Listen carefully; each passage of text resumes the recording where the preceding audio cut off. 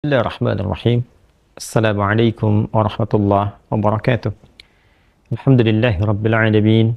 Wassalatu wassalamu ala rasulillahil karim wa ala alihi wa sahbihi ajma'in wa ba'd.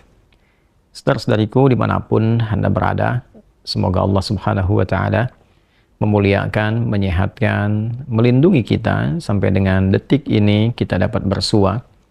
Dan lebih dari itu, semoga Allah subhanahu wa ta'ala senantiasa memberikan taufik, panduan untuk menjalani kehidupan di dunia ini agar mendapatkan rahmat Allah Subhanahu wa taala yang bisa kita bawa pulang menghadap Allah pada hari kiamat kelak insyaallah. Teman-teman, malam ini di tanggal 26 Oktober 2023 Masehi, edisi spesial yang biasanya kita membahas Aqsa dengan cukup panjang. Kali ini kita ingin berbagi pesan yang sangat singkat. Yang dalam singkat ini kita ingin mengingatkan baik kepada diri saya pribadi dan kepada kita semua tentang satu bagian dari ayat Al-Quran yang kiranya penting kita renungi, yaitu Quran surah ke-81 At-Takwir di ayat ke-26. Saat Allah Subhanahu wa ta'ala berfirman, Fa'aina tadhhabun? Maka engkau itu sesungguhnya mau kemana?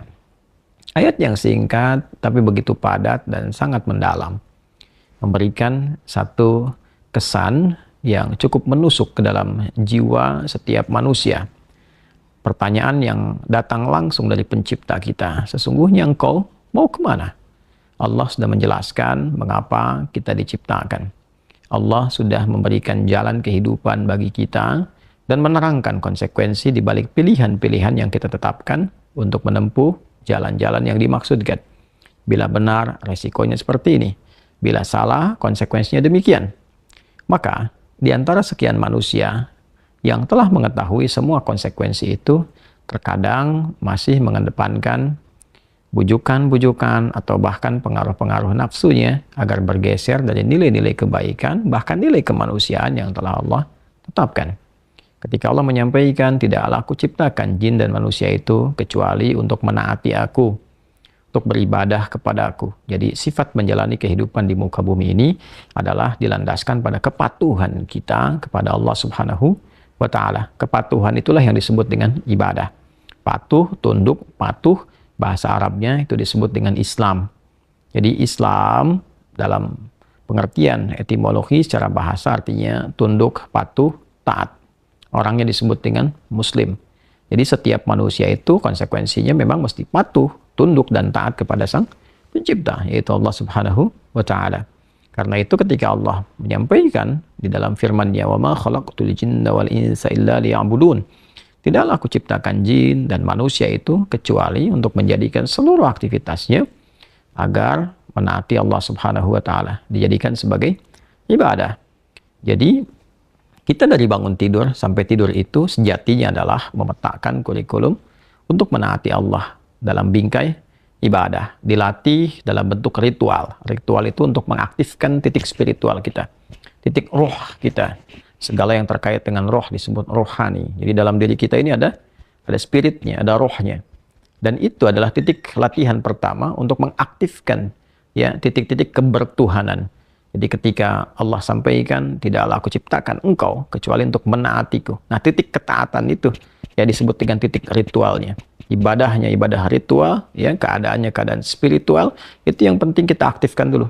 Itu sebabnya diminta kita sholat untuk mengoneksikan diri kita, mengaktifkan sinyal itu dengan Allah Subhanahu wa ta'ala, dengan Sang Pencipta. Sehingga ketika terkoneksi, terbangun kesadaran dari dalam diri kita sebagai sebuah fitrah.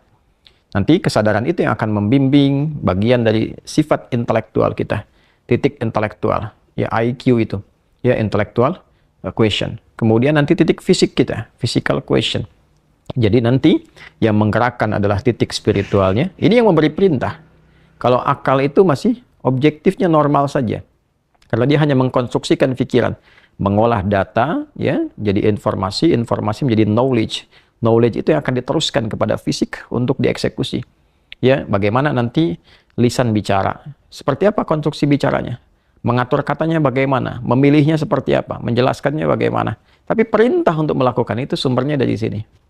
Ya, dari titik terdalamnya. Di dalam itu cuma ada dua. Ada jiwa takwa, ada jiwa fujur. Fa'alhamaha fujuraha wa taqwaha. Maka di dalam diri manusia itu, di titik paling dalamnya itu, ada nilai kebaikan, disebut dengan takwa, karakter moral kebaikan. Ada yang buruk disebut dengan fujur. Nama lainnya disebut dengan nafsu. Karena dari fujur keluar su, melewati nafas. Nafas ketemu su, jadi nafsu. Quran surah ke-12 ayat 53. Wa ma ubarni'un nafsi innan nafsa la'ammaratum bisu illa ma rahima rabbi. Maka semua tindakan kita, menatap, mendengar, berbicara, bertutur, sampai dengan berjalan, ujung kepala sampai ujung kaki, yang kita jadikan sebagai bagian dari perangkat beraktivitas itu, semua tatanannya, perintahnya kalau tidak dari takwa, adalah dari fujur. Kalau bukan dari sifat baik, sifat buruk yang bersumber dari nafsunya. Maka semua kegiatan yang kita desain dalam setiap hari itu, kita tata. Dan Allah tanya, baik, engkau untuk apa bekerja? Ya Allah, saya ingin mencari rezeki. Baik, bagus. Untuk dapat uang. Setelah dapat uang mau kemana? Pengen kaya. Setelah kaya mau ngapain? Beli ini, beli itu. Setelah itu mau ngapain? Ditanya terus sampai ujungnya. Fa'aina tadhhabun. Sampai ke titik puncaknya. Kalau kamu sudah meraih apa yang kamu inginkan itu, harta sudah banyak, terkumpul, sudah mewah, rumah sudah megah, mobil melimpah, hidup juga kaya begitu rupa, terus mau ngapain? Ya.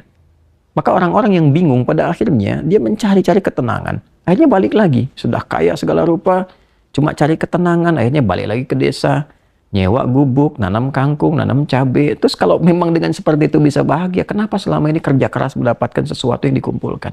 Balik ditanya. Kamu kedudukan pengen jadi apa? Terus. Yang di militer pengen dapat bintang 1, 2, 3, 4. Kalau perlu jenderal besar, bintang 5. Setelah itu mau ngapain? Mau diarahkan kemana semua itu? Karena pada akhirnya semua bintang akan berguguran. Ya, wafat juga, meninggal juga. Kalau sudah selesai, purna, selesai. Demikian yang punya ilmu, punya jabatan, macam-macam. Mau diapain? Ya, ketika semua titik itu mencapai pada titik jenuhnya, di akhir itu akan balik kan. Ya, jabatan purna, harta juga jenuh, ya. Nah, di titik itu kita disadarkan, ditanya, mau kemana? Maka dijawablah dengan jawaban yang sangat mendalam. Inni dzahibun ila rabbi sayahdin. Yang terbaik adalah katakan, saya ini menyiapkan bekal untuk berjumpa dengan Rabbku. Itu jawaban yang paling indah. Ya, jadi kalau ditanya, mau kemana hidup ini? Kata Quran jawab, aku menyiapkan bekal untuk kembali dan berjumpa dengan Rabbku yang telah menciptaku. Dari situlah kemudian Allah katakan, aku berikan petunjuk kalau begitu. Yahdin. Ya, aku berikan petunjuk kata Allah. Jadi orang-orang yang menyiapkan semua aktivitasnya dan dia lakukan untuk Allah, berjumpa dengan Allah, maka Allah akan berikan petunjuk dalam setiap aktivitas kehidupannya. Diberi petunjuk bagaimana mata memandang, telinga mendengar, lisan bicara, sampai kaki berjalan. Sehingga dia betul-betul menjadi pengabdi dari Rabb-Nya yang maha menyayanginya. Pengabdi disebut dengan abdun, jamaknya disebut dengan ibadun.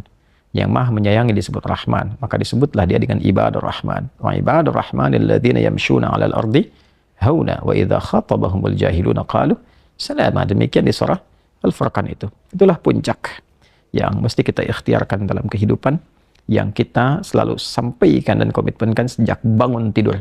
Dan kita katakan, alhamdulillahilladzi ahyana ba'da ma amatana wa ilaihin nusyur. Terima kasih ya Allah, segala puji hanya milik-Mu yang telah memberi kesempatan hamba menjalani kehidupan. Padahal Engkau telah tahan nyawa hamba tadi dalam tidur. Sesuai ajal Kau berikan kesempatan. Hamba berjanji ya Allah, hamba akan menyebar beraktivitas untuk mencari bekal menghadap-Mu. Saudara-saudariku, sedalam, sejauh, sebanyak kegiatan, aktivitas jabatan yang telah kita kumpulkan, harta benda, pengetahuan, sampai detik ini, apakah betul-betul sudah kita siapkan sebagai bekal untuk bertemu dengan Allah? Atau hanya sekedar mengumpulkan semua itu tanpa arah, yang pada akhirnya bertemu dengan kejenuhan kembali? Renungkanlah malam ini, malam Jumat. Jumat saat manusia pertama diciptakan, diturunkan di surga, mengawali misi di dunia, diwafatkan, dan di titik itu kita akan berpisah dengan dunia. Saat azan berkumandang, nampak jelas seluruhnya. Semoga Allah muliakan kita. Selamat merenung. Allahu Akbar. Allahu Akbar. Subhanakallahumma bihamdika asyhadu an la ilaha illa anta nastaghfiruka wa natubu ilaik. Alhamdulillahirabbil alamin. Assalamualaikum warahmatullahi wabarakatuh.